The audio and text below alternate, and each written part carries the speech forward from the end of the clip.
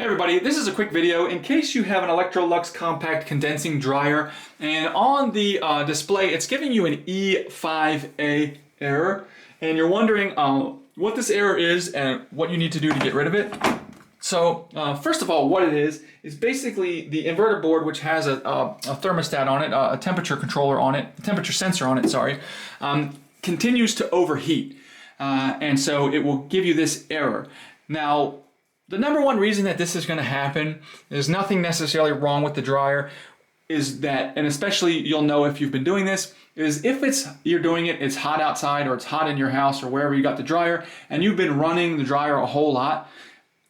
the heat can just build up in the dryer and then it will overheat and you'll get this error. So if that's the situation, and if you can, then the thing to do is just to let the dryer cool down completely, and then you should be able to use the dryer again. And you'll just know when it's really hot, you can only